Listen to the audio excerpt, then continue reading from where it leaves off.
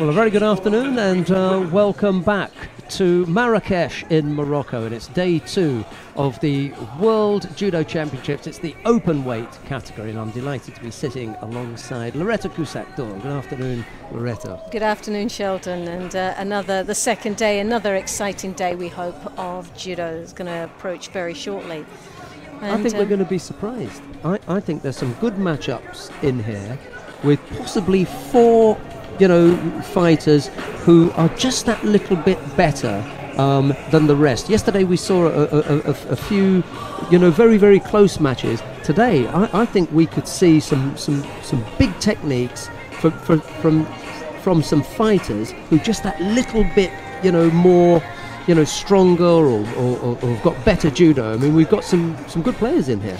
There is some good players, and there's some young players as well, some that we're there for the future, that are just sort of dipping their toe in the water, really, have actually done very well on an international circuit as a junior, like junior European champion, the French girl that's down on the bottom half was Dicko.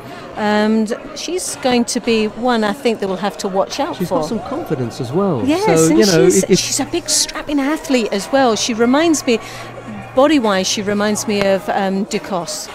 She's very powerful looking, and she's obviously got to be very confident going in with being a European junior champion. Well, let's take a look at some of your picks then, because I know you've been working away there, beavering away, and let's see if beavering away. You've come up with some work to do. Right now, hopefully, I can see some of my paperwork. It's actually quite dark here, really, isn't it? Yeah. All of a sudden, as we just went on, the lights went out. The lights went out. Yes. Well, the number 1 seed, number 1 world ranked, has got to be Sarah Asahina from Japan. Now, this young lady, we were talking about her a little bit earlier on, named after, apparently, and we've got this on record, from Sarah Connor of the Terminator. So I wonder if there's something behind that. Will she fight like a Terminator? I don't know. But well, I don't think that she's going to be able to escape that nickname now. Now that we know the story, and we heard it from Dad this earlier this afternoon when we asked him. They wanted to name their daughter, as you said, after a strong female, and Sarah Connor from the Terminator movie, the young boy's mum. Well, when we actually heard, we just couldn't believe it, could we? But it's true.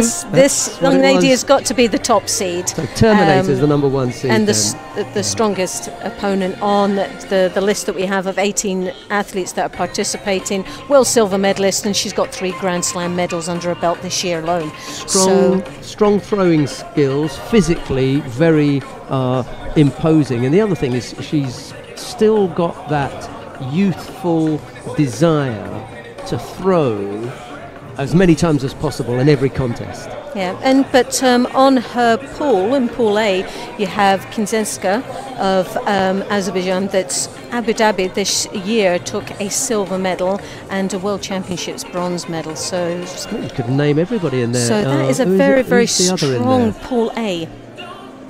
Anne Fatoumata Bairo of France, she's in that pool, and that's the first contest for her against Kindzerska. So that's actually a very tough pool, and like we were saying yesterday, there's no seeding in this open tournament, so it's just everyone's been thrown in there, and there's going to be some really surprising matches that you would like to see a little bit later on, closer to the medals, but that's the way it goes, and they've all got to perform and fight to get through to those medal places. You were talking about the 3 Grand Slam gold medals that Asahina had won.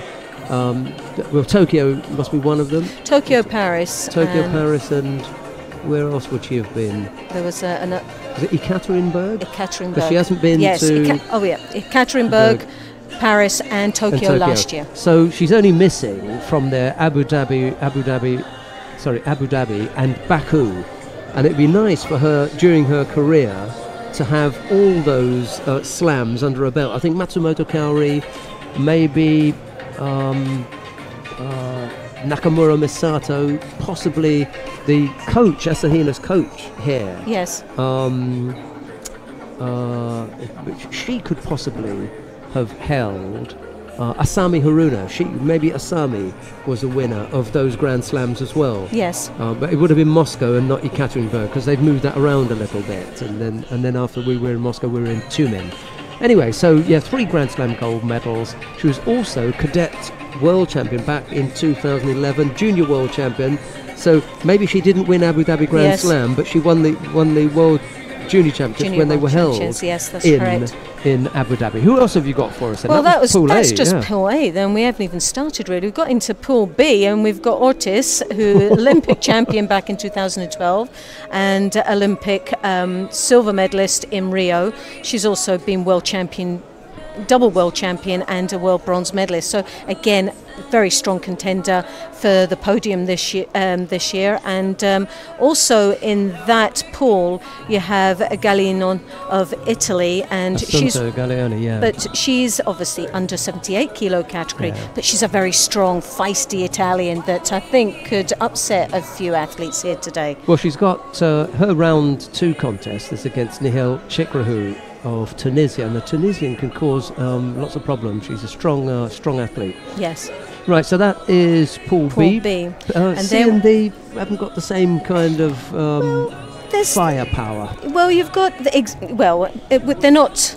When you compare sort of Pool A and B, there's some really, in that top half, there's some really world strong and Olympic medalists up there. Athletes up there. And then you've got Ceric of Bosnia and Herzegovina. Well, she's European medalist, and this year won a Grand Prix in Zagreb, won the gold medal in Zagreb. So again, she's a strong athlete. She's feisty. She's capable of being up there on the podium, and has done for several years, and has got a lot of experience under her belt. Aguilar, you have a little bit further down in Pool C, and she's world ranked 26 in the under 78s again. Another feisty athlete that can move some of these big athletes, and most probably will upset one or two. We've just got to wait and see how they perform. We've got three Russian athletes in here, but no Xenia Chibisova, who really is their number one. Although Artoshina, Olga Artoshina at the top of the draw, she's the national champion, isn't she? Just current national champion. They've just thrown her into the mix, I think, just to see how she performs. We've got a few years up towards the Olympic Games, and why not let them just expose some of these young athletes and see what they're capable of doing. It'd be interesting to see how she gets on. 2 Cubans, 3 Russians. We've got the 2 French fighters. We mentioned Bairo already, and then you just mentioned briefly about Roman Dicko. She's up in round 2 against Yasmin Kuhl of Germany. Could be a tricky little opener for her. That will be a tricky one for her, but Kuhl has been around for a long time, and there's some young blood that's coming through, and she'll have no fear. She's got a lot of confidence, and she's got a lot to gain in experience here at this tournament with very little pressure. So we know that the French have produced some fine heavyweight athletes. So she's, for me, 18 years of age, junior European champion. I think we should watch the space. I think she's capable of doing something here today. All right. We should also mention the lightest competitor in the weight category. That is Morocco's Asma Niang. She normally competes at under 70 kilos, so she's going up a couple of weight categories here. What did she weigh in at? She weighed in at 75.8. Well, when you consider looking at the lineup, and I won't, being a lady, and we don't mention weights when it comes to things like this, and I hope you won't divulge some of these weights, but I think looking at that list, we've got the heaviest tip in the scales is 152.8 kilos. What's the closest to Asma then? Asma's 75. There must be somebody in it there at 80. Tessie Savelkouls, she's got to be about 90, I suppose, or something. Well, they're around about, when we look at about 98, Ceric. 99, 80 kilos. We have Assunta Galeone. She's under 78. Yes, so she normally fights. So that's the one that's closest to her. Oh, Snyman, Snyman, 82. Oh, right, the young lady from South Africa. South Africa, yeah. I spoke to her yesterday. She's all excited. She was delighted to get the invite to being here.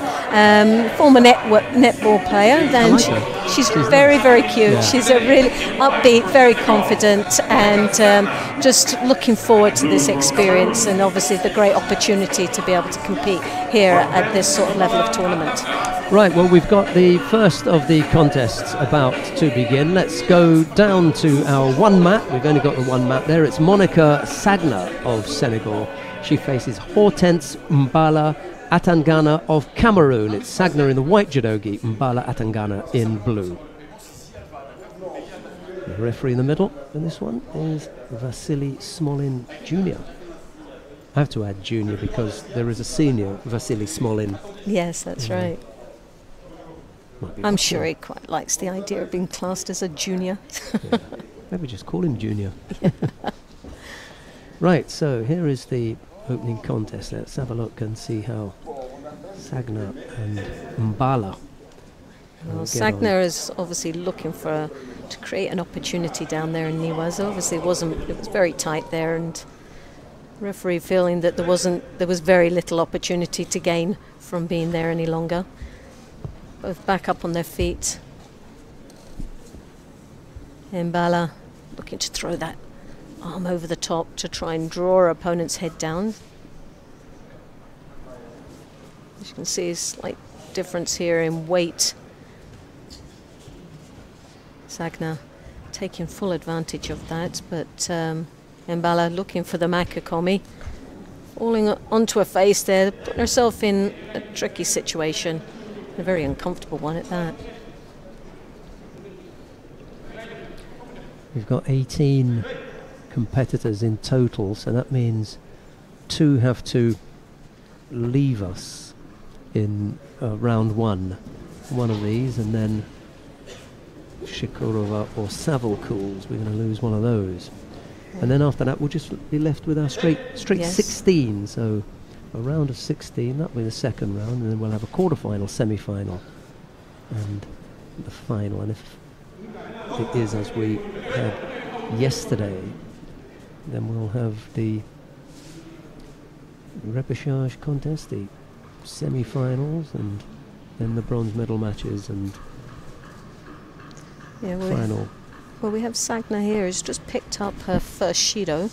Mballa, as you can see, with a couple of times she's put in that drop Sienagi, looking very busy. Doesn't really have the finishing of the drop Sienagi, but still managing to move and showing that she's engaging in this contest and really putting that little bit more effort. Sagna's just playing a bit of a waiting game and has paid the penalty there. She's got that first Shido with 2 minutes and 16 seconds remaining in the contest. Trousers look that little bit too long, don't they? Just looks as though she's going to step on them with a heel. Well, it looks like she's got oh no, it's her own gi that she's got. Yeah, it's hers as opposed to ours. I think Mballa has got one of ours. Sagna's wearing her own. The reason that Loretta and I are talking about this is because of the fit. You normally get a better fit when you've got your own gi, but for whatever reason, either you've got blood on it from the warm-up or something, you can end up having to wear one of ours, or if it doesn't pass judogi control for whatever reason.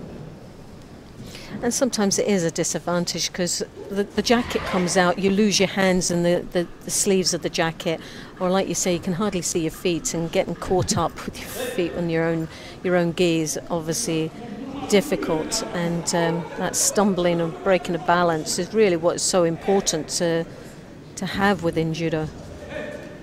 But we're coming up to the last minute with 1 minute and 19 seconds remaining, and it's still the same one Shido on the scoreboard. Sagna, see, picking that up a little bit earlier on in this contest. And here we have Mballa again with the drop Sienagi, but what she's doing is she's hitting on the one step forward, but she's not actually rotating her body underneath, so she's not breaking that balance or getting anywhere closer to scoring, and picks up a Shido because this time she left herself a little bit too wide in the entry. I think this is a better grip for Mballa here, up and around the collar. You know, she's got a few options there. Ouchigari, one of them. Uchimata is another.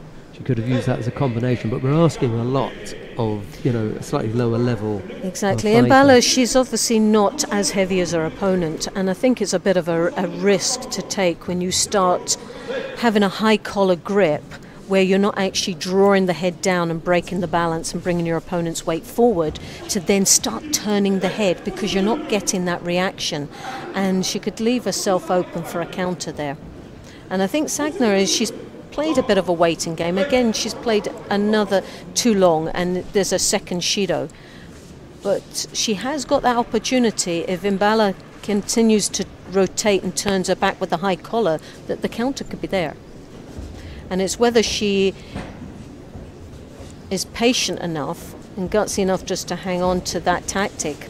But she's got to be very careful. The Taitoshi into the Makikomi. Again, doesn't get the full rotation. Wasn't managing to take over opponent's weight and falls onto her face there, and again finds herself in an awkward situation. She's got enough speed to get into that position.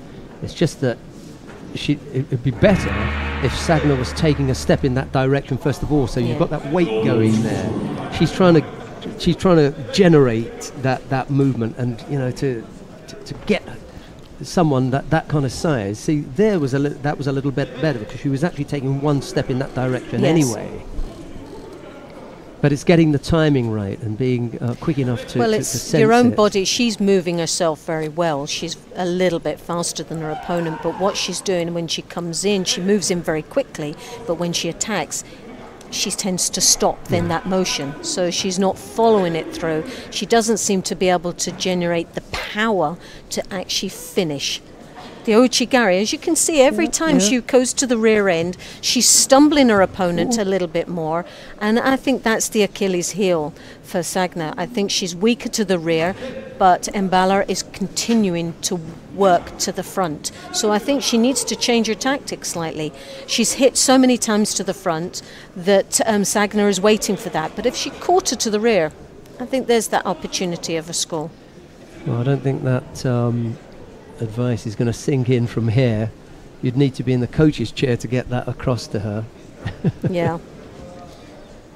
And it's so easier said than done when you're on the outside looking in, but that feel as well, which we all know is so important in judo, is how comfortable does she feel or confident that she is in being able to make that decision. But there was the final Shido given, and for Sagna, and Mballa goes through into the next round. Next contest. All right, well, a tricky one to start off. I'm sure that they've faced each other before, the two fighters from Africa. Maybe that's what made that a little bit tight. Right, coming on to the mat now, Maria Shekerova of Russia faces Tessie Savelkouls of the Netherlands. It's Shekerova in the white judogi, Savelkouls in blue.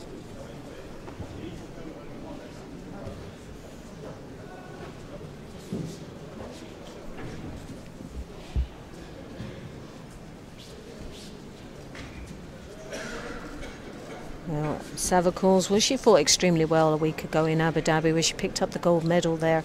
And a great athlete, very strong looking, as you can see there, from the Netherlands. Has got the height and looks very confident out there. She's taking real control in this contest.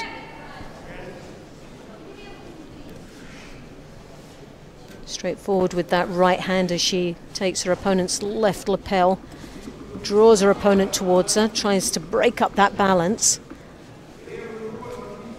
Takes the sleeve again, nice and controlled. Well, Emilie Andiol of France showed the rest of the Europeans the way to go. She broke the mold, broke the domination of the Asians and the Cubans as far as the plus 78 kilo category in the Olympic Games was concerned. It had always gone either to either a Cuban or one of Chinese or one of the Japanese. That was it. It was shared between those three countries until Emilie Andiol stepped in there. So maybe you've got a few Europeans who fancy the chance of taking an Olympic title away from that group. Emilie Andiol having done it. Oh, and a lovely drop Sienagi there from Savelkouls. Putting a Wazari on the board now and following it through into the Niwaza. As you can see, she's trying to draw out that arm for the arm lock. Again, just what we were talking about, that pull, yeah. But as she dropped, it was a continuation of movement. Continued, there was no pause. If she dropped and stopped, she would have found herself in a more awkward situation. But she continued the flow, and that power was generated as she went through it. Perfect illustration of what was lacking in the previous contest, yes, and that was the initial movement, and as Loretta was saying, that breaking of balance, which is not just a movement of hands, but it's also a movement of the body. Yes. We saw that, and I wouldn't go so far as to say that Shekerova walked onto it, because that's a little bit a different idea. But that pull meant that her weight was forward, so that when Savelkouls, dropped underneath. Well, she dropped out of a centre of balance. She dropped right under the belt level. And it's like anything, the only way you explain something like that to athletes is if you walk into a wall, you hit off it. If you walk into a wall that's only knee high, then you can fall over it. You trip up, yeah. Good explanation. I should remember that. Lovely Ochigari there. Once more, nice, good, strong throw. And a Wazari. So she's now leading with the two Wazaris. Minute 17 left to go. Shekerova is really up against it here. Yeah, just caught her on her weak side there. Nicely executed. And once more, she really knows how to work these heavyweights. She pulls on that lapel, gets a reaction. As the head comes up, she drops underneath and follows right through into the Niwaza. So she's looking very busy out there, and she's very fit as well. So she doesn't look to be tiring at all. Shekerova really struggling now, and with under a minute remaining in this contest, has got to come up with something very special to try and get back into this contest.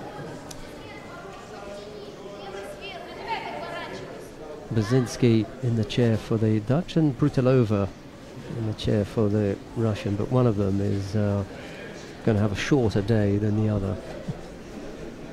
Mind you, Brutilova will be in the chair for the other two Russians, so she'll be back. There is only the one Dutch competitor, that's Tessie Savelkouls. So Brzezinski looking good at the moment. Yeah, Savelkouls there, as you could see, with Ochigari once more. She can obviously feel there's a slight weakness, and most probably a better advantage of taking her to the rear. Once more rotating around, using her whole body to try and move her opponent. Controlling very nicely with that sleeve, and that's one of the key areas for her. Nothing offered up by Shekerova, I'm afraid. I know that sounds a bit harsh, but it also happens to be true. Well, she didn't have any chance to take control in that contest whatsoever, and was just being led rather than directing it. Maria Shekerova goes out. Tessie Savelkouls of the Netherlands goes through to round two. So we've had our two early contests. We've just seen Savelkouls go through. We saw Mballa Atangana winning her opening contest. So those are the two fighters who went into round two. And round two is kicking off now. And we start with Olga Artoshina of Russia. I think Brutilova stayed in the chair, isn't she? She didn't have to move. She's up against Asahina Sara of Japan. Artoshina in the white judogi, Asahina in Blue, the Terminator, takes to the mat. That's exactly what it is. Sarah Connors, here we come.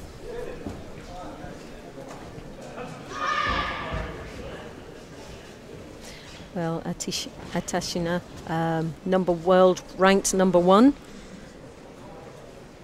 World silver medalist and 3 Grand Slam medals under her belt this year.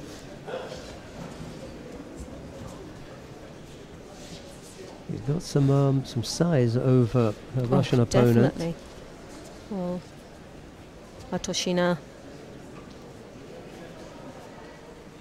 won the national championships, as we said earlier on, and that's what's really given her this shot. The Russians thought, well, seeing as you've won that, we'll give you a run give out. her an opportunity. Well, why not?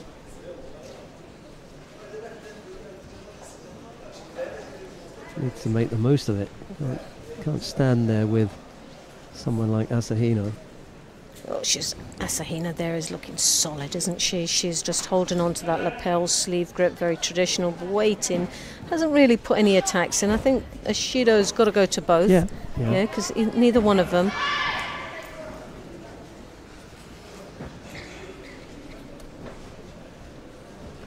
This is a major, major hope for Japan in 2020. Oh, definitely. Definitely. They could close out, the final day of of individuals. Lovely, she was there. With a gold medal. And Asahina would be the absolute darling of the Tokyo crowd. I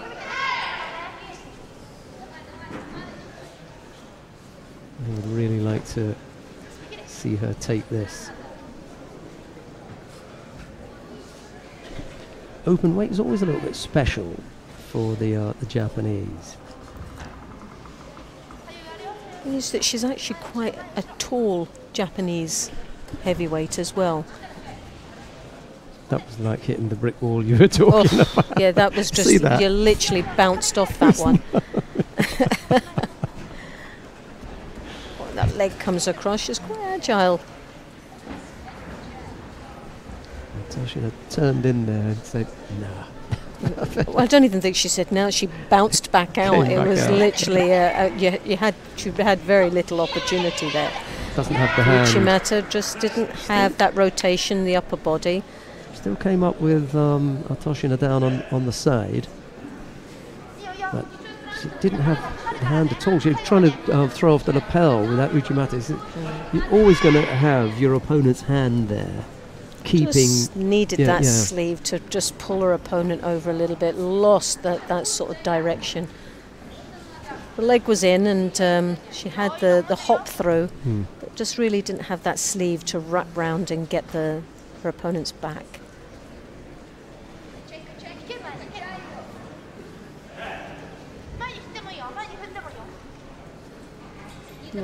Asahina there leading with that Wazari with 1 minute and 15 seconds. The second Shido being awarded to the Russian, and you've got to really feel for her. She's up against a very strong opponent. Oh, and there you have it. The Sasai following through. Ippon for you? Definitely, it was a continuation. She wasn't going anywhere. I think she bumped her on her backside first. Rolled her onto her back. I don't think there was a pause in it. So as long as there's no pause, obviously something's got to hit first, but as long as it's continuation to be flat on the back should count as the ippon. I think if it was a pause there, dropped, and then it was a last-ditched effort to get her over, then yeah, I would agree with you. We'll see highlights of that.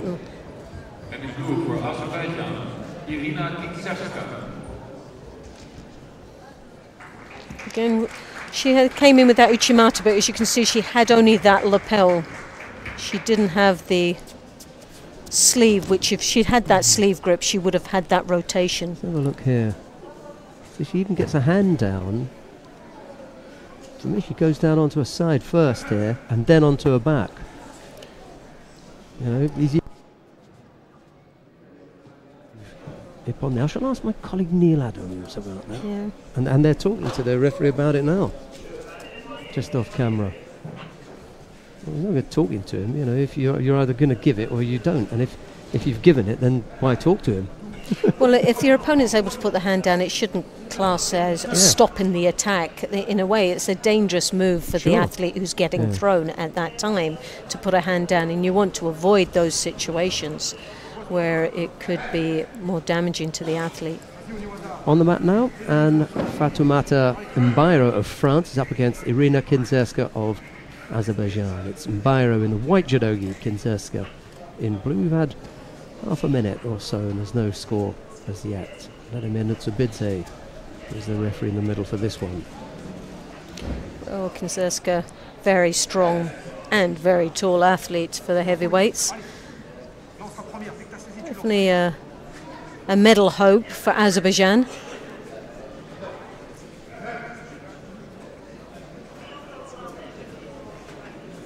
World bronze medalist and a silver medalist in Abu Dhabi.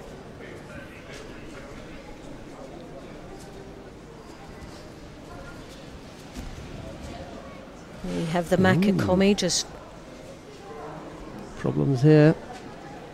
A lot of leverage there on the upper body, especially around the neck there, but that weight.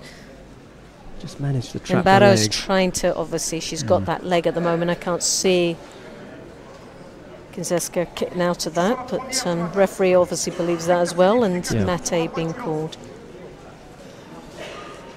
Well, she's dodged that particular bullet because that was quite a wrap up on the arm that Kindzerska had. There you have it. Go now. Again, right over the top, the Osota into the Makakomi. Didn't get, just lost the control in the upper body, which is surprised because she got in very deep there. And I thought she was going to take it there. I thought that was going to be all over and done with. Coach not looking too impressed with it at the moment, so...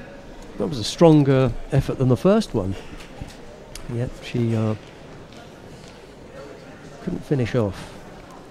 Bairo, as you can see, trying to get that right hand high up onto the collar. She's overstretching herself there and really looked quite powerless against Kindzerska.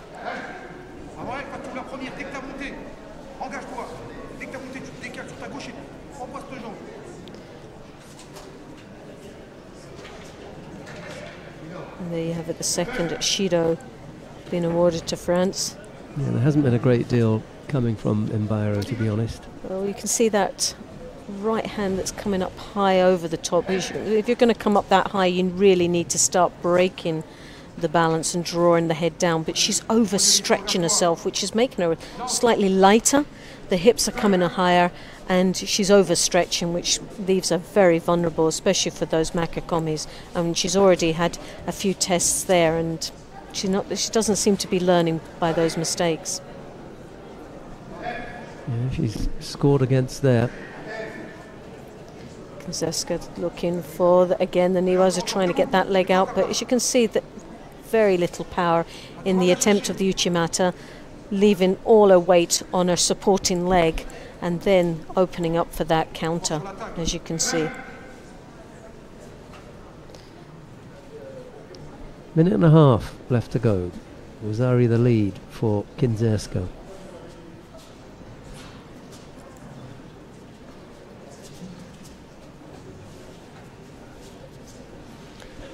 Also to Makakomi once more in there. And Bairo holding off well there, did well to avoid going over again. Yes, the first time that she's looked as though she could not only block the technique but threaten to come up with a counter. Kindzerska was that little bit too low. Well, Kindzerska is going to start tiring now very quickly. We're into coming up to the last minute of this contest, and as you can see there, even by doing the belt up, she's taking her time. She's trying to get herself back, compose herself that little bit more there. Just grabbing a few breaths of air now. Oh, I've got to do my hair. Yep. Tactically, she's trying to just get her breath back. Not necessarily such a bad thing for Bairo either, just to take a bit of time to sort her own head out about what she's going to do and how she's going to approach this. A little over a minute left to go. Kindzerska leads by Wazaria. Oh, yes. Well, that's a lovely finish there. Came round the back, the Kosota, followed through into the Niwaza, the Yoko Shiokatami. And as you can see, Kindzerska, she was tired, she was doing her hair, she was doing her belt on her back, and you can see she's absolutely lifeless down there. And it turned out that that break suited Bairo. She had time to think about it and say, hey, Definitely. I'm going to launch here. Well, that's one of the big surprises. One of the top seeds in this open division has gone out. But Bairo goes through to the next round. Yeah, a minor hiccup for Bairo early on when she gave up that Wazaria. Then it was looking for a while as though Kindzerska might take the contest. It was quite funny to watch her. Right at the beginning, right through that contest, she threw that right hand over the top, high collar. She overstretched herself, but kept turning the shoulder to attack forward. But when she actually did score, it was to the rear.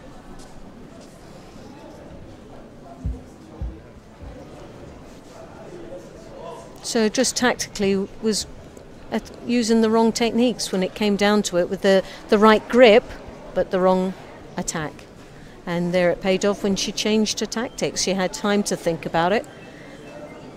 That mate situation allowed her the time, like you say, to get her head around this and just change the tactics completely.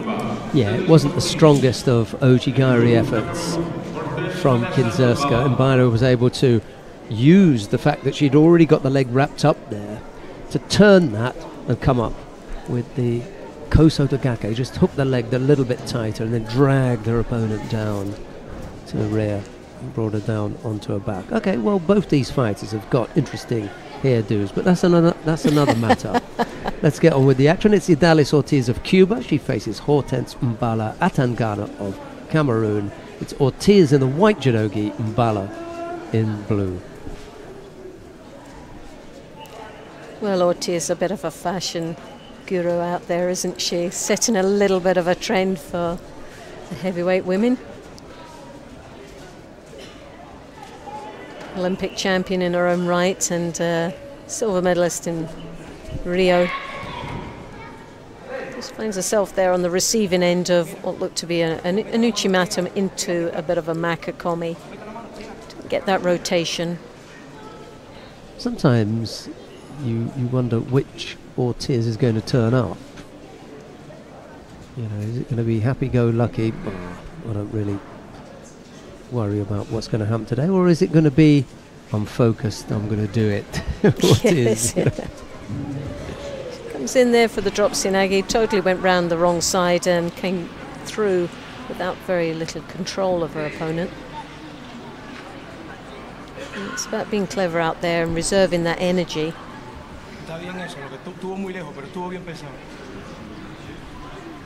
So it wasn't that long ago that we saw Mballa Atangana on the mat. She was one of two first round contests that we had. Here's round two, and the difficulty is going to be not a great deal of time to recover, especially when you're going to face someone of the quality of Idalis Ortiz. Idalis Ortiz there comes round the back, draws onto that angle to the side, following it through now. I don't think she's really looking for too much into the Niwaza.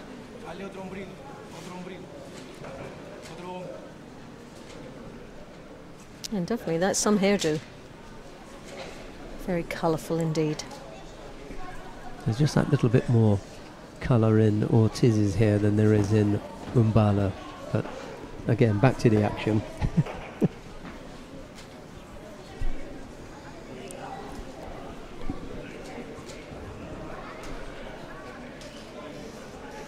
Mballa, you can see, trying to throw that left hand under and over. Ortiz blocking it quite nicely. You can see with the right hand on the lapel. Needs to start following it through. She comes in for that drop Sianagi. Once more goes right through the other back way to Didn't connect with the Sianagi. That's a lot of effort to be putting in and getting very little in return. Just saw the glimpse of the face there, and that expression just summed up Ortiz for today. Looking very much laid back and taking this in a stride. There we go. Whoa, yes, well. Didn't have control of that left hand. Needed a little bit more control around the back, and obviously lacked the hip rotation and the core strength on the finish of that. But again, it was a good attack. Judo being awarded now to Mballa. Yeah, she's just off the pace here. And the difficulty for Mballa is it's not a breathtaking pace, and yet she still can't keep up with it. So that doesn't bode well, I'm afraid. There's a little over a minute left to go. Well, an attempt there of a makikomi, but lost all upper body control. Looked a little bit untidy there, and the referee will keep an eye on that. She attempts that once more, and she could pay the price for it. Well, she had one or two in her previous contest, didn't she? At least one false attack and then one for passivity. She's already picked up the passivity here. Similar pattern. Ortiz really got to put her foot down now. Don't want to be going into golden score in her opening contest.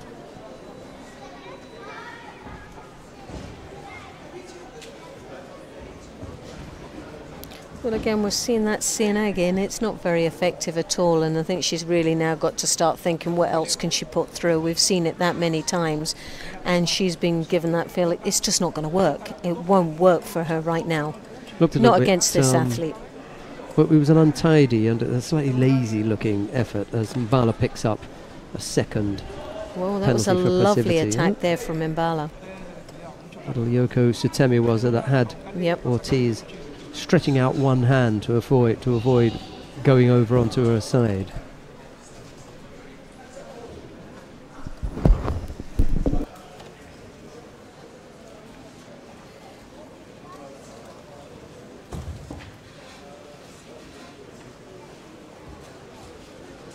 And as you can see, Mballa coming over the top there once more, trying to attempt the Sutemi waza. Didn't get the same movement with the upper body as she did with the legs, and as we know, these both have got to work together simultaneously to get the result.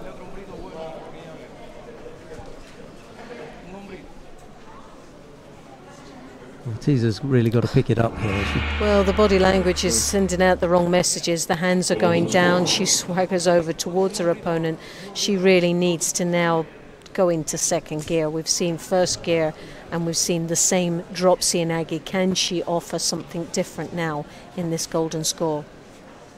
Well, she's an experienced fighter, and she's got some great results under her belt. She's not looking that athlete that we expect so much more out of at this particular moment. Mballa, for me, is someone who's put a lot of effort in there and has been closer to scoring.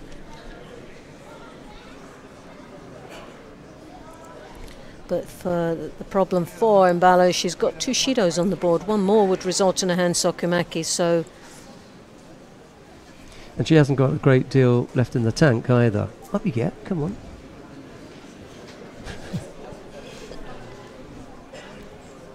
This really is at their own pace. Well, neither one of them have really gone into second gear at all in this match. And we saw something like this yesterday where it was absolutely clear to us that whoever came up with the next attack, exactly, they could take it. They must be aware of that. That was with Mikhailin, bring your leg back, from Russia. Oh, so amateurish.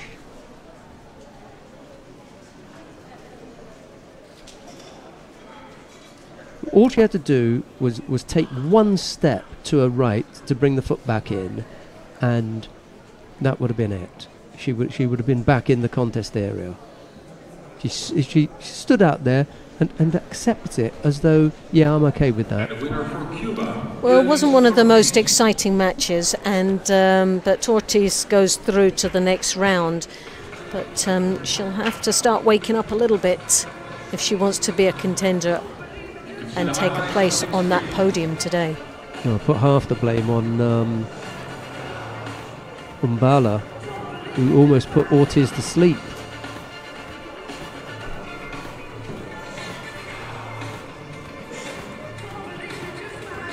You have an opportunity to take a contest.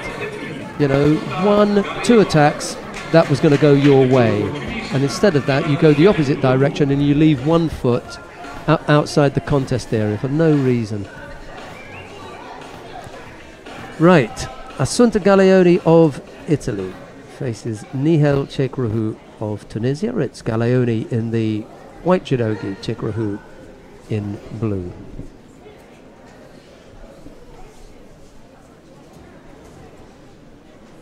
I haven't exercised the same kind of freedom with walking up and down and around and grabbing the athletes, because I'll definitely grab Miss Mballa and ask her what on earth she was thinking about. It's a little bit unfair when they've just stepped from the tatami. But there are times when you need to make them aware. She had that contest. The possibility of her taking that contest was in her own. She had that in her own hands. And instead of stepping back into the contest area and coming up with 1 and 2 attacks, she would have taken it. You know? Well, like you said, we saw that same situation yesterday, and afterwards, in hindsight, they look back and they go, "Well, do you know what? If rather than saying, well, I was robbed, and the referee could have gave a penalty when he shouldn't, it didn't." So you have to take onus and take direction yourself. Galeone.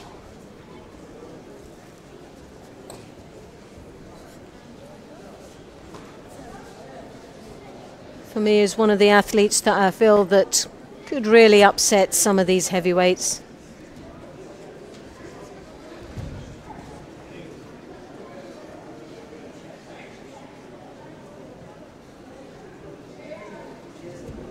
She looks for an opportunity in Niwaza, one of the lighter athletes in this competition.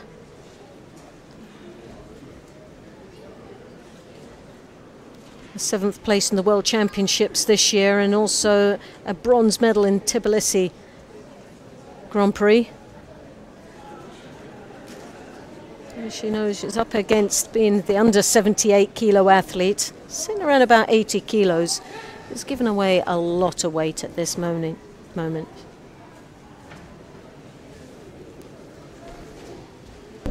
right, I feel better now. I got that off my chest. Had a word with her.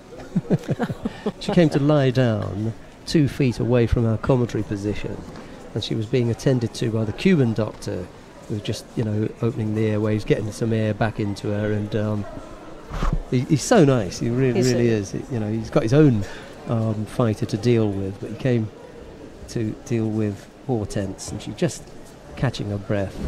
And I said, "You're lucky the doctor is here, because I was going to kill you." Oh no. He didn't say that. I said after that performance, I said, "Why did you leave your leg hanging out?" She said, "Oh, I did not know where I was." I said, "Oh yeah." All right. Right then. Back to Galeone and Cheikh. Both fighters have picked up a penalty apiece. It's a little bit of a stalemate in this match again. It's a very slow pace. Surprising that Galeone really hasn't stepped it up a little bit and put a little bit more energy into this, because that will be her advantage. And looking a little bit frustrated as she says that she's been backed off into the corner, but there is such a thing as circling your opponent. You don't need to step back. Rotation out of sight is most probably a better option.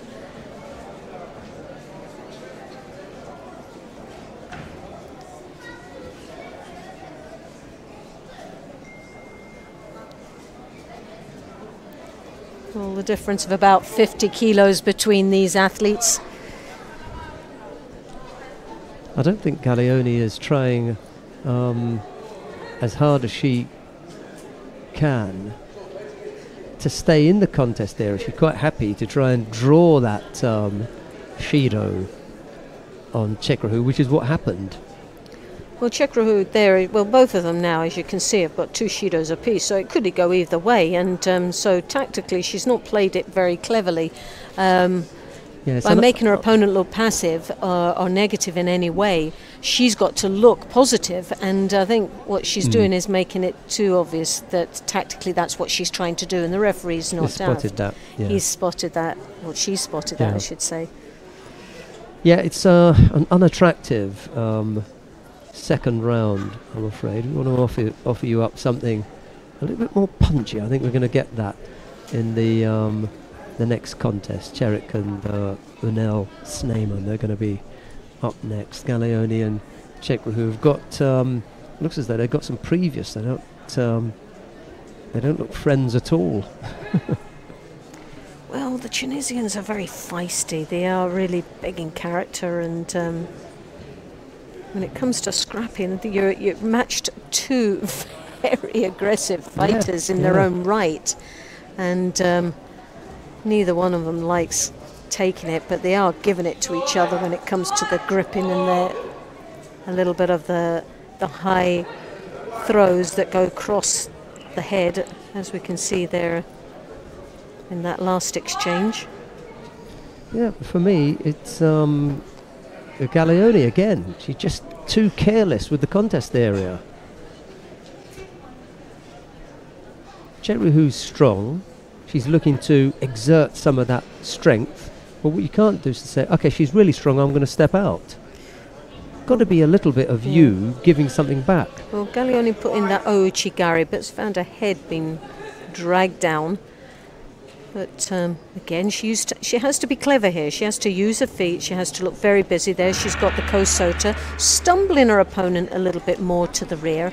And I think I've said it a few times now in these last matches. If you are the lighter of the opponents, then I think majority of the time their Achilles heels to the rear. Yeah, and they don't seem to be.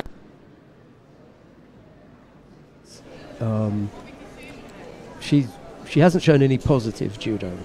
She's already picked up the 2 penalties, and she's not really putting in any serious attacks. 1 or 2 attacks from Galeone, end of story. The Italian can take this. Well, she's looking more lively. Now she's stepped up into second gear. She's actually playing the tactical game, making her opponent look passive, while she's looking very busy, doing very little at this moment. Yeah, now, okay, that's 1. Come out of there. Yeah. But again, she's turning her back. I don't know why she needs to turn her back. If she done the kosota, has her opponent stumbling back. The kosota, the kouchigari, the ouchigari. She doesn't have to commit too much, but what she is doing is putting some strong, positive attacks in. 1 good attack from Galeone, end of story now. And don't step out. It's a little bit of a rotation. She needs to know where she is right now. She's playing very dangerous ground at this moment, being in that edge, and goodness me, 40 seconds into golden score.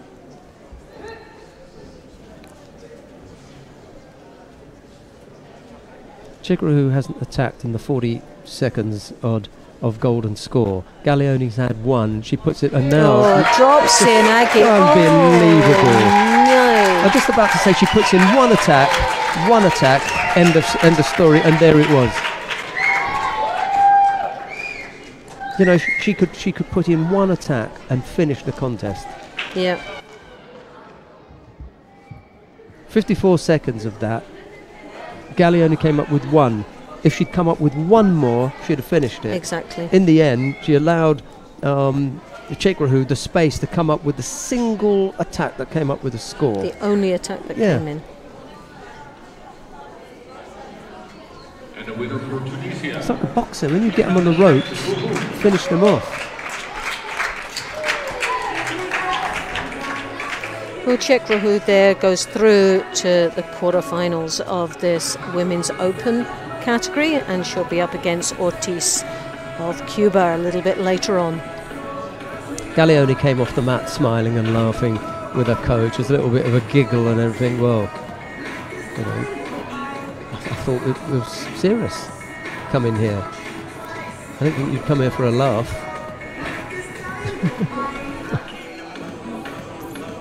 Look at that. Again, she piled herself on a little bit of pressure. She did do the rotation. She was in the right position on the mat, but just stopped all of a sudden and left herself wide open for that drop. Right. Just before we got underway, Loretta and I were talking about the possibility of some, not mismatches, just where the levels might be a little bit different, and I think this is going to be the case here. Larissa Ceric of Bosnia-Herzegovina is up against Unel Snyman of the Republic of South Africa. It's Ceric in the white judogi, Snyman in blue. I just think that Ceric has been exposed so much more to international judo. Definitely, there's no doubt about it.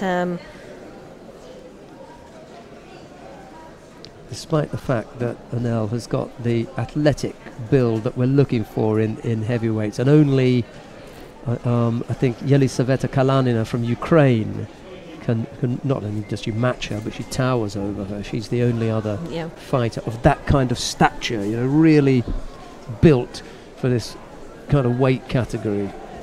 And as we've seen many a time for Ceric, she's a feisty character. She's actually got a good pace about her, good condition. She fights well against it, even though she's one of the smaller of the heavyweights, the plus 78s that's out there on the scene. She's making a little bit of hard work out here, though, against her opponents. Snyman. I'd be interested to talk to the South African coach about where Unel is training and who she's training with. She's actually training out in Johannesburg at the moment. I spoke to her yesterday, and she's obviously just come from the sport of netball, and where she played at a high level. Yeah. And she's played judo for some time and loves the sport, and has been given this great, what she says, a wonderful opportunity to be able to participate here in this event. And she was a silver medalist at the Commonwealth Championships. Yes. Snyman. So she's been around for a little while, but not at the kind of level that would expose her to, you know, really high-level competitors. Anyway, she's giving a good account of herself. She's definitely, she's challenging Ceric there.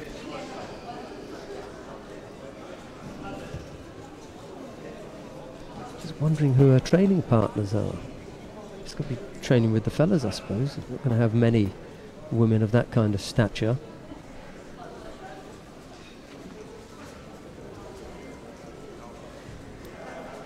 She's got reasonable movement, hasn't she? You know, she's tactically doing very well. She's using full advantage of having those long limbs that comes over the top.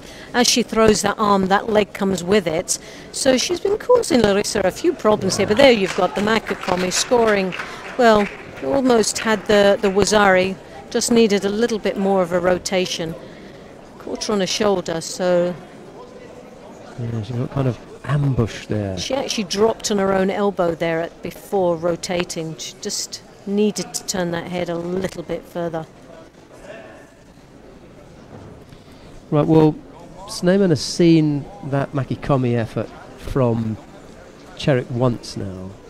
He wants to be really careful not to fall into that trap again, and don't give Ceric that opening, because that's the only effort that we've seen from the Bosnian so far.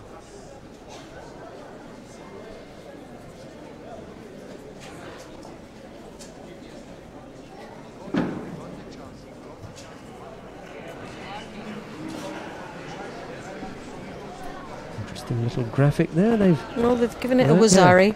And the video refereeing commission had a look at that and decided that they're going to give Wazari for that. Yeah, I was okay with the mat official decision with no score.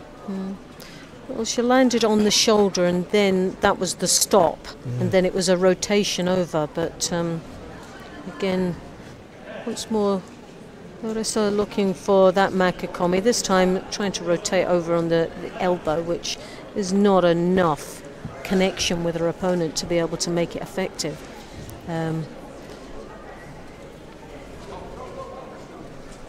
Yeah, you're right. She's got, you know, good strong arms. She's definitely got potential here, Snyman. She really has. That right hand, she definitely uses full advantage of her height. Maybe just needs to be a little bit more powerful, but she's very awkward out there, and Larissa is finding her quite a challenge, really. Second penalty picked up by the South African with 40-odd seconds left to go. Trails by Wazari as well. Let's see one big effort from her. Oh, she's got that head being drawn down again, and Ceric really now knows what she has to do tactically. She knows she's in the lead. She's not got any Shidos there, so she can play now the tactical game, maintaining that lead without actually putting herself in any vulnerable or any disadvantages within this contest. She knows that that right hand is obviously one of the stumbling blocks that she has to work off.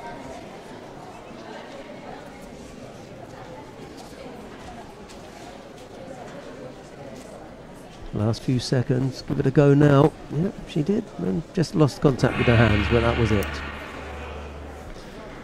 So disappointment for Anel Snyman. She can't find a way past Larissa Ceric. We kind of suspected that would be the case. Single score from Larissa Ceric, and she goes through to the quarter-final. Right, we've got one more. No, sorry, two more. Two more round two contests. Let's have a look first of all at the highlights from this one.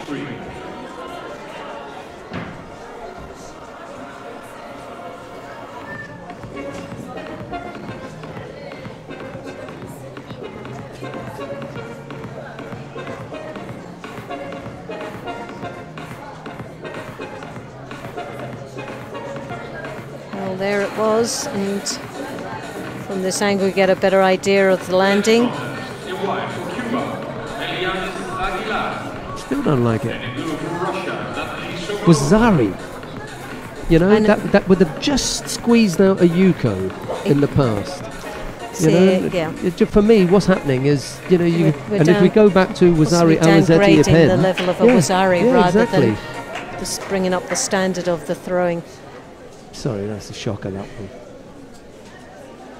Right, coming up next, Elianis Aguilar of Cuba faces Natalie Sokolova of Russia. It's Aguilar in the white judogi, Sokolova in blue.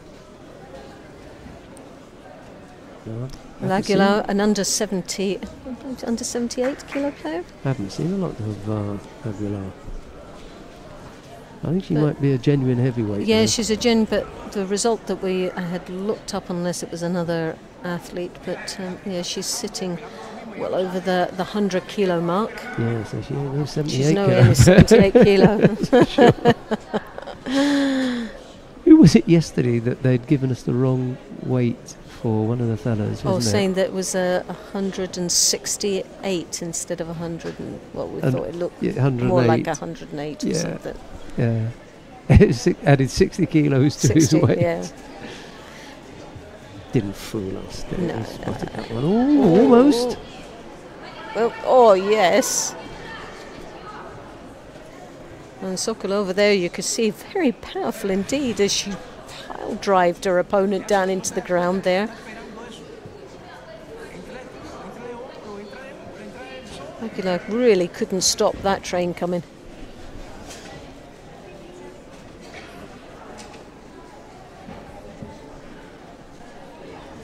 Oh, a lovely drop, Sianagi, very agile indeed. On the board. Speed, definitely reacted a good comeback. And scores a Wazari. The arm up. And she has the Osakomi. Yeah, she does.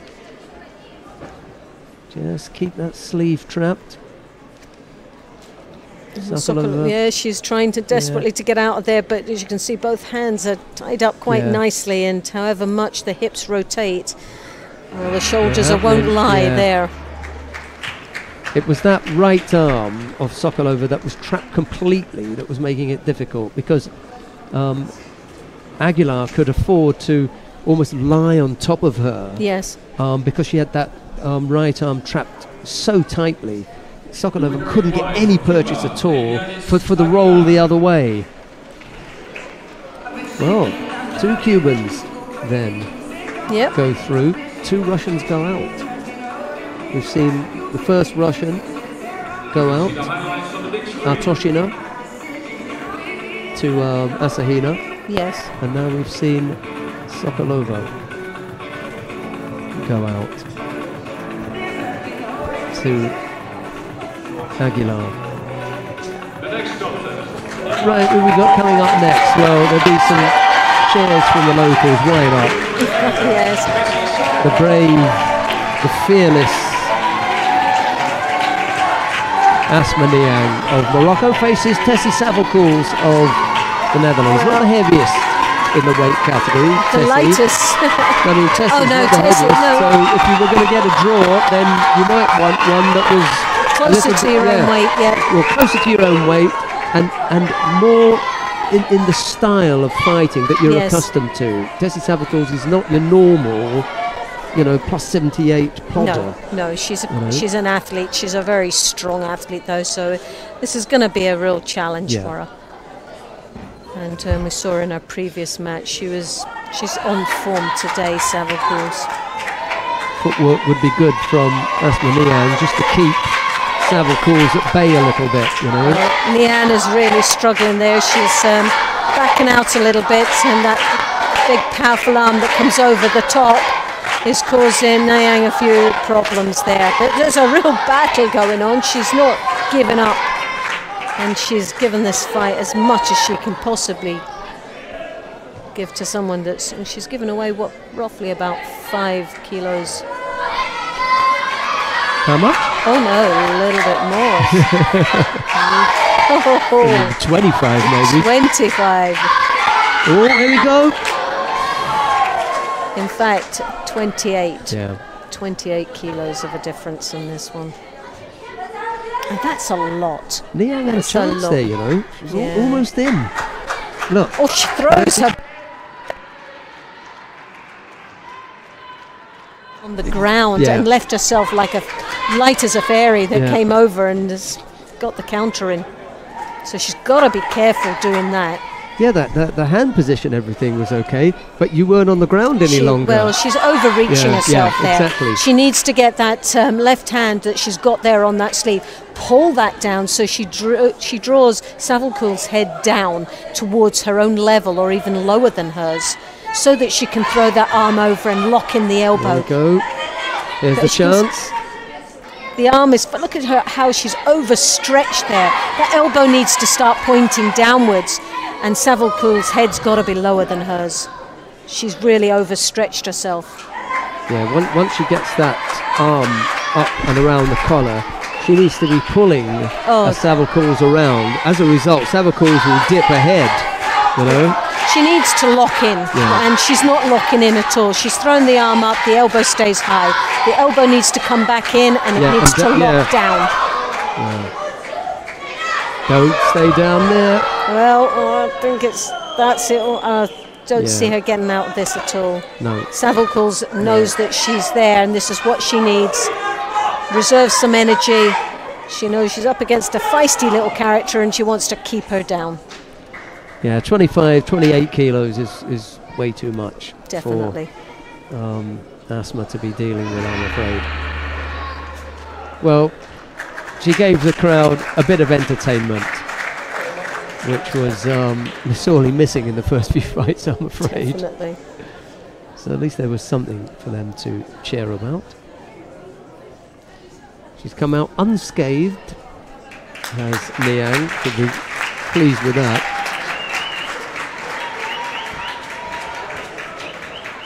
Well, the next one's going to be a real interesting match here. Dicko of France, junior European champion, and she's up against Kuhl of Germany, who's picked up a 5th place, is ranked, world rank number 12 in the heavyweights, and a 5th place in Abu Dhabi just last week. Savelkouls it is. He goes into the... Nayang there, as you can see, she's shaking her head, more or less saying, I What gave could it I all, do? what Yeah. else could I do? I tried. She's so powerful. In fact, she might have done better with someone that was a lot bigger of the athletes, because I think she's capable of moving, but Savelkouls, she's got to be one of the strongest in this category, and then one of the most athletic ones in this division. Well, Savelkouls will face the winner of the upcoming contest. And in blue for Germany, Kuhl.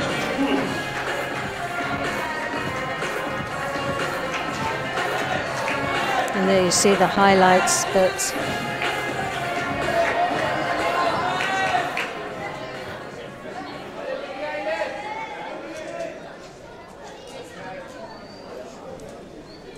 And the two fighters taking to the tatami now. Roman Dicko of France faces Yasmin Kuhl of Germany. It's Dicko in the white judogi, Kuhl in blue, and the referee in the middle for this one is Everardo Garcia of Mexico.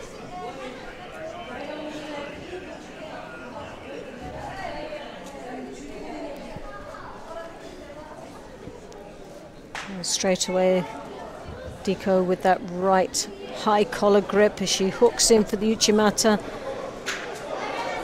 Kuhl's arm round the back looking for the counter. Uranagi there, she was looking for it, was hovering, but she... That's what she's got to be careful of. Yeah. If you're in and you're finding that it's difficult, get back out. You know, don't hang around there with Yasmin Kuhl and give her the chance to drop her hips and pick you up and then dump you.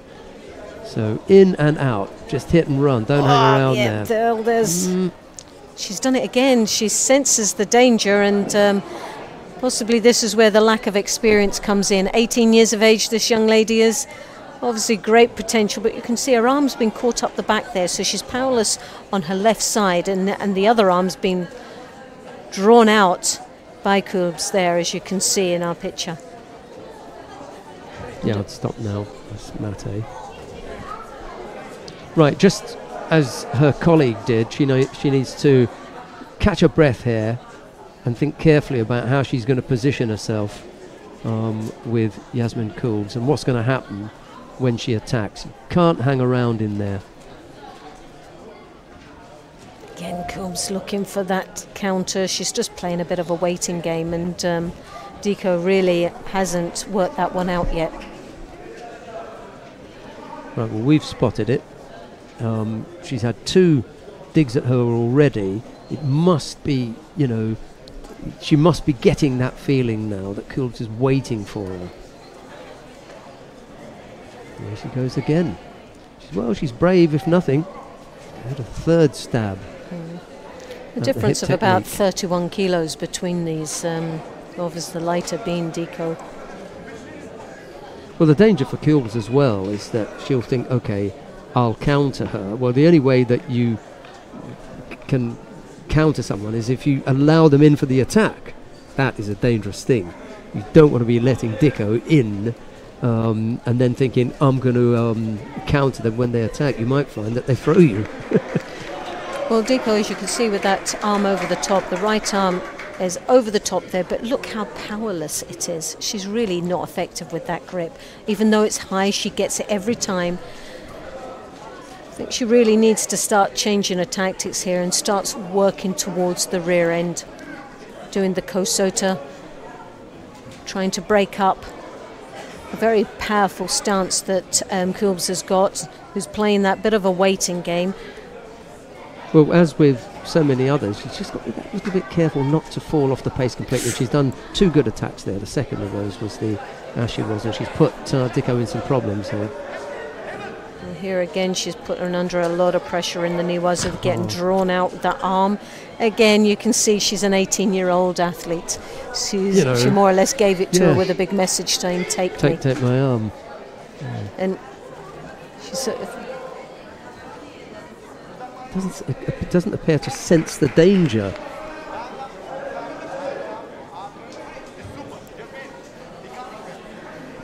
Poorly positioned in the ground there, Dicko was, and gave up the arm, and she was lucky that Kuhl was inept at putting the arm lock on. Yeah, that was a good Uchimata, nice effort there, broke the balance, and a good strong attack against her opponent. But still no score. We're under a minute now remaining in this contest, and neither one of them. Well, what's refreshing, there's no Shidos.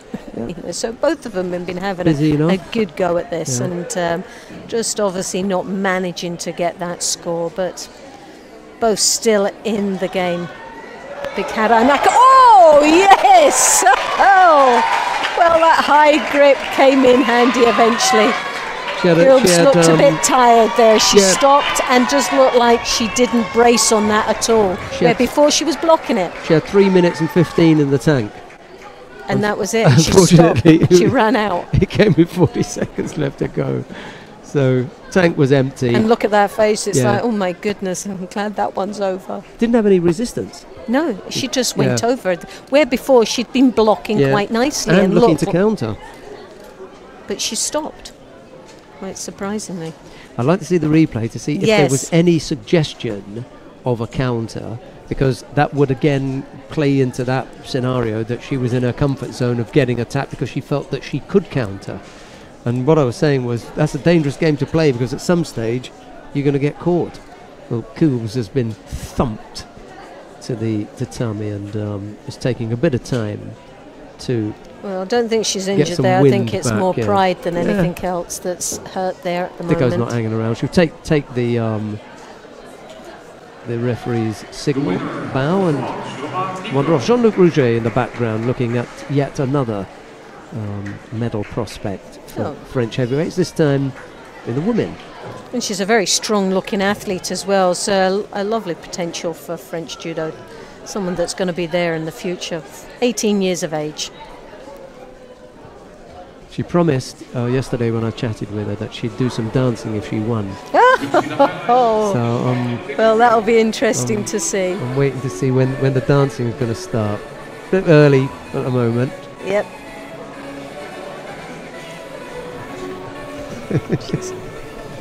The coach giving her some sound advice. I think she just really wants to get her breath back at this moment in time. But so does Kuhls. Oh, I know what she said there, because I can lip read French. I didn't actually watch the lips there. Oh, that was hips terrific. Go through Uchimata, but then brought across the big harai. Lovely technique. Oh, I love that. Smashed her. This is going to be my favourite replay.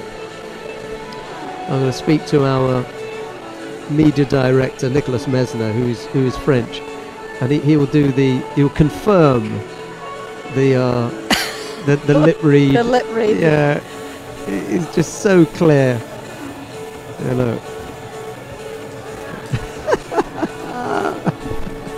The next contest, the quarterfinal. In white for Japan, Asahina Sa.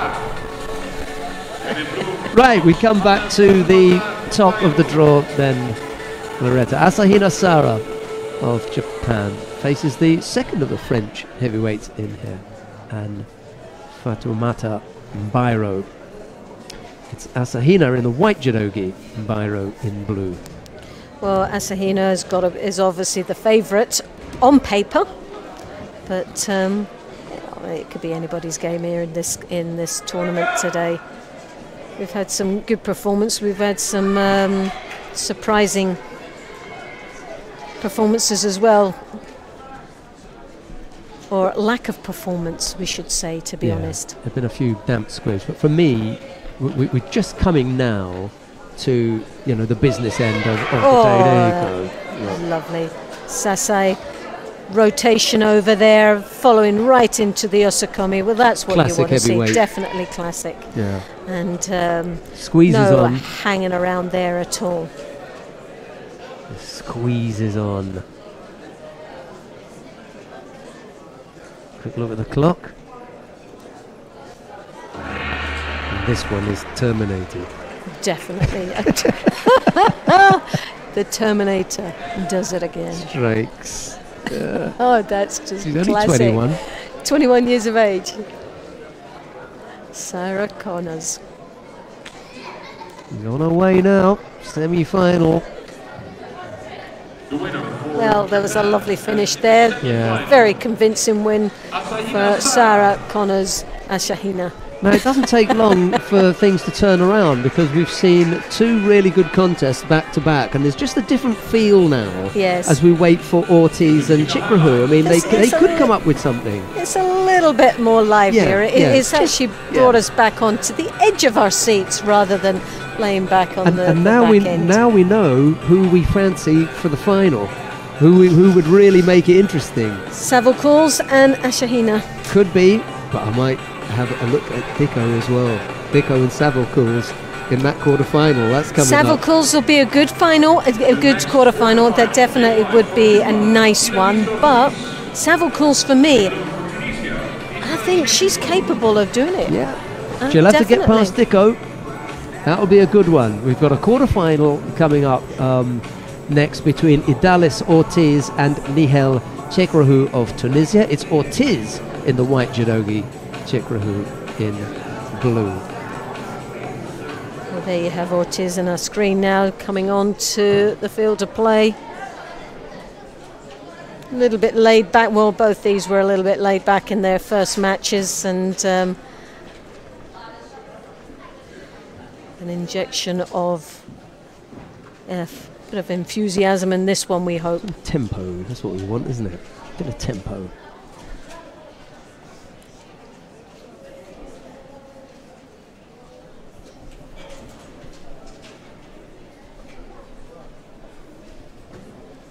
We've only got 3 contests left before we take that break.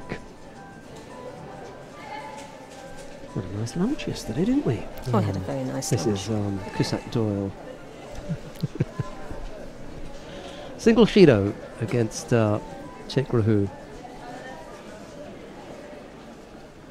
Well, it's just a battle of grips here at this moment. Neither one of them have settled in and taken control of the contest. Both looking a little bit apprehensive against each other.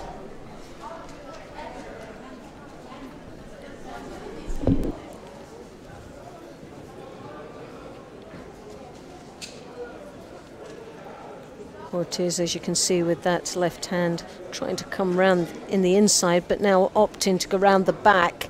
As you can see, Shekerova inside, lapel grip, locking her out well there.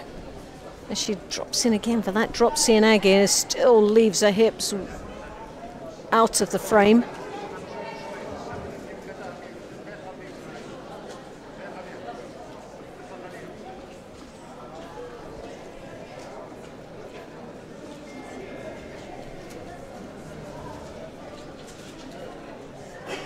Ortiz with the right hand on the lapel now. She comes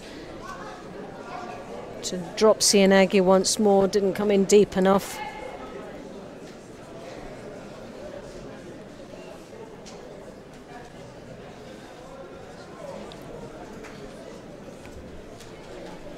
Well, the winner of this is going to be up against Asahina. That's the prize waiting for the winner of this. Yeah, what a prize. Quarter-final, yeah. Asahina's been looking on form. She Yeah. looks definitely set for that final. And so Savelkouls for me.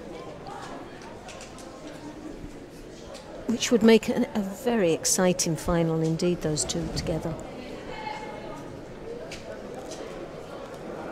Yeah, I agree. Any combination of Savelkouls or Dicko in the final with Asahina, I think, would be a good fit. Yes, they're both they're both good athletes. They're very strong, they're fit. They've got some good judo as well. And this is what you want to see. Ceric and Aguilar will have something to say about that. Not sure how much, but they'll want to throw their hats in the ring, won't they? Just didn't get the left leg moved far enough with that first effort, and then the little low Seoinagi was not really going anywhere. Shekerova avoided that quite easily in the end.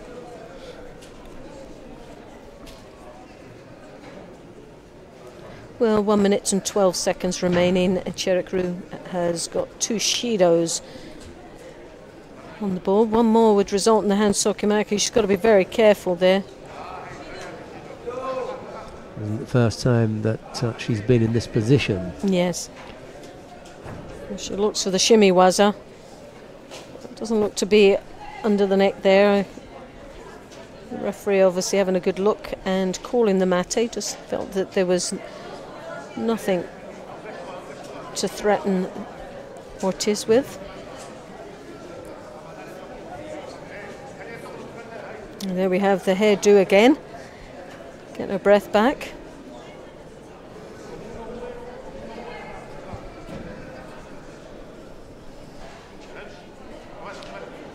€100,000 is the first prize, gold medal. 100,000. Yeah. Well, the total prize money is 500, so split 250. So 250 to to this group. Yes. 100,000 goes to the winner, and then the rest is shared. Nice little pay packet, isn't it? Get your car, and I'm sure they're not really out there fighting for that prize money. I think it's. Teddy was. He said he wanted to get another Bentley. No, he never. He did. He was driving one yesterday. Was he really? He's got one here, the Bentley. He's got a good friendship with His Majesty the King, and he's got use of a rather smart convertible Bentley, black with cream leather. Oh, I just love that. What a boy, eh? No score yet. 2 penalties picked up by Rouhou, and it looks as though, yep, she recognises that the party's over. Well, that's always this. Oh, look at that. That face just said it all, didn't it? The rolling of the eyes. I think I've seen my daughter do that to me many a time, as if to say, what are you? Can't believe that's just happened. Yeah, I'm afraid it is. Caught again. Yeah. So, third and final Shido goes to Sheikh of Tunisia, and the win goes to Ortiz, and she's in the next round. She hasn't been tested. Not once. No.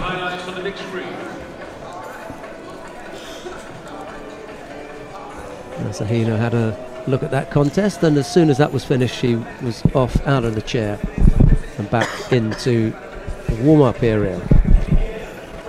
So she knows what the opposition is like. As far as today is concerned, she'll have seen her before anyway, but really, Ortiz not at her best as yet. Maybe when she gets a serious test in the semi-final, we may see something else, but for the time being, it's not riveting. Right, who have we got coming up next? Larissa Ceric of Bosnia-Herzegovina faces Elianis Aguilar of Cuba. It's Ceric in the white judogi, Aguilar in blue. Third of the quarterfinals. Pool, final of the Pool C, and Ceric on paper, stronger of the two, but a little bit disappointed in the first round. First match that she was up against looked a little bit slow there. Maybe just needed that warm-up match to get her on her way.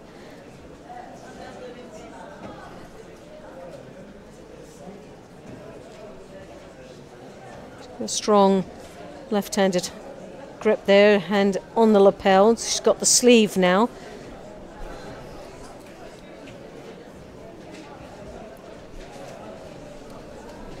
Take her time really, just trying to settle there with the grips at this moment. Neither one of them really following through, just playing a bit of a kumikata game here at the moment. And both picking up the Shido for that little patter cake.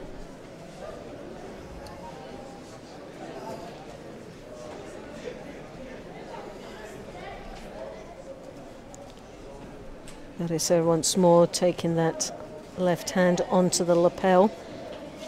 She's got the sleeve now. She's opts to throw the right high onto the collar.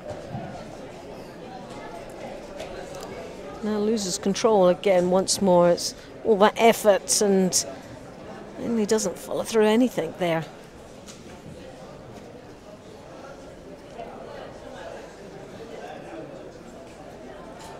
Aguilar really hasn't shown much out here in this minute and a half.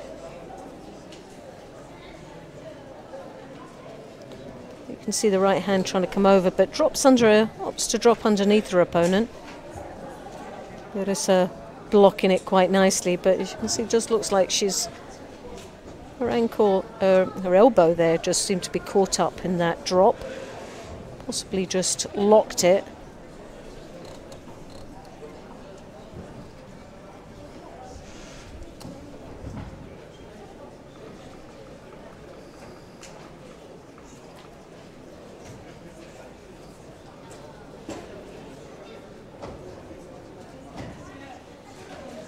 Again, throws that arm up high onto the collar, into the Makakomi. The slipping of the head gave her the opportunity for the Makakomi we saw in the previous match. Just needs to get the left arm around the head.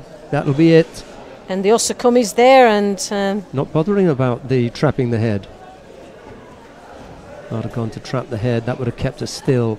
She just needs to get a little bit higher up on that arm, though, to avoid the twist and the shoulder being pulled out. Not going to make any difference now. And Ceric there goes through to the semi-final. Well, she was looking to do that in the contest against Snyman. Yes. It's that little Makikomi with the, trap the arm Osaiwaza. Well, this match coming up next is going to be a very interesting one. Yeah, this is it. The winner, and in the semi-final. So Ceric goes into the second of the semi-finals. We know that in the top half of the draw it's going to be Idalis Ortiz and Asahina Sara. Well, in the lower half we know that it will be Larissa Ceric of Bosnia-Herzegovina. Her opponent will be the winner of the upcoming contest between Tessie Savelkouls of the Netherlands. She faces Roman Dicko of France. It will be Savelkouls in the white judogi, Dicko in blue.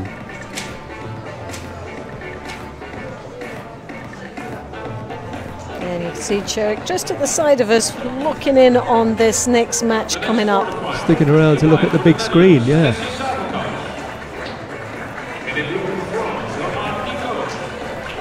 I just heard Dennis van der Geest, who's Dutch, saying Tessie Savelkouls. So maybe not Cools, but Cowls. Cowls. Tessie Savelkouls. Okay, we'll go with that from now on then, shall we? Yeah, well, he should know. I'm going to go with the Dutchman, yeah. Right, Savelkouls in the white judogi, Dicko in blue. Where's this one going then, Loretta? Well, Savelkouls for me, I think she's straight out there. That hand came straight in, got the grip, controlled that pace, looking very confident out there. Look how powerful she looks. Dicko throw the wrong arm. Dicko just got a little bit of a fright out there in the opening exchanges of the grips there, and as you can see, Savelkouls looking to take that arm out, piling a little bit of pressure there on Dicko. And again, Dicko completely unaware of where she is. She's just oblivious, isn't she, of the dangers that face her out there. That is the lack of experience that this young lady has, and this is, I think, which will be the major ingredient for Savelkouls to have advantage of, is that there is mistakes made. And although Dicko's a great judo athlete, she's got some lovely technique. It's those silly errors that could cost her. She picks up the first Shido there, piling a little bit of unnecessary pressure on herself. Uchigari attempt there. Savelkouls still looking for me a lot more dominant out there.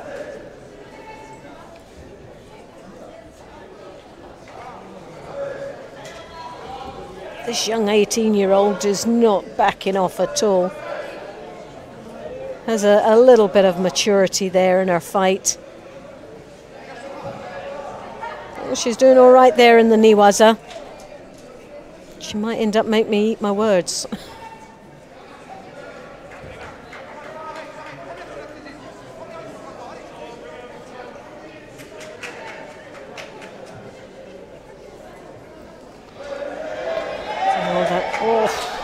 Nice strong arm going over the top there. Dicko's starting to come into her own in this match. Yeah, she dumped Yasmin big Kuhl Harai, yeah. with a big Harai. Looking for the Harai Makikomi there. And she's starting to pace forward and looking very lively indeed. And Savelkouls looking to be giving her a little bit more respect out there now. Dropsy and Aggie, but leaving herself a little bit open there in the Niwaza. Dicko just punishing her slightly in the ground.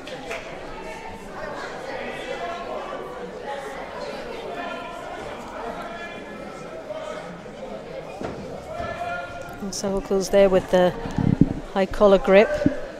Trying to get a rotation, but the Sutemi was her attempt there from Dicko. Ooh. Oh, and this is where we said the silly errors.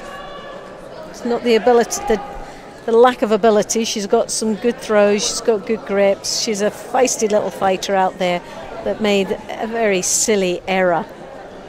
Well, we won't be seeing her in the semi-final, I'm afraid. It'll be Tessie Savelkouls, as Loretta called it earlier on. Savelkouls will go against Ceric.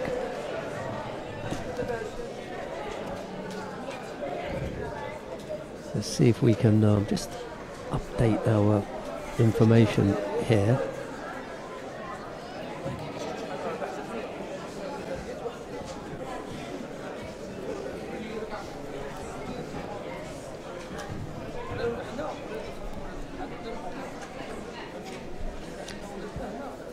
Tessie Savelkouls of the Netherlands overcoming Roman Dicko of France. We'll see Dicko in the repechage contest, but we're just going to give you the lineup for the semi-final. I think we've got those. We'll do the semi-final lineup when we come back after these highlights.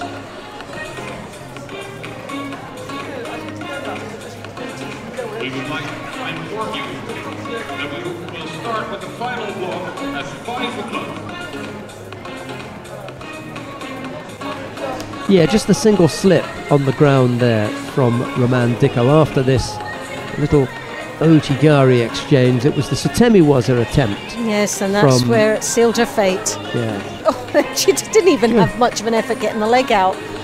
And that's the sort of naivety of this young lady from France. Strong right hand arm over the top of the belt, draws her down to the ground and just thought, oh, I'll just get up, but didn't realise that her opponent was on top. Yoko Shiogatami to finish off, so let's have a look then at who we're going to be seeing in the two semi-finals, and we'll give you that information now, and we'll tell you a little bit about what's happening. Who have we got then in the...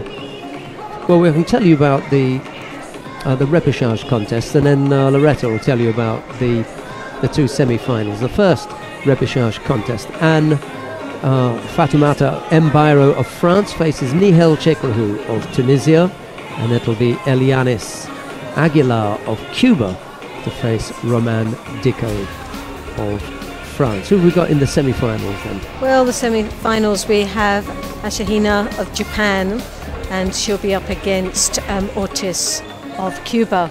It's going to be It's an interesting match, but I think Asahina, based on her performance here today, is definitely going to be into that final. And Ceric representing Bosnia and Herzegovina, and she'll be up against Savelkouls of the Netherlands. Now, for me, Savelkouls is looking more positive out there. Technically, a very strong athlete, but Ceric, well, you never know. When she can rise to the occasion. When she's really under pressure, she can come back fighting. Maybe she just hasn't been challenged enough to perform as well as we have seen in previous matches. Okay, we will be back at 5 o'clock. It is 3:30 here in Marrakech, but from Loretta Kousaktor and myself, it's bye-bye for now. Bye-bye.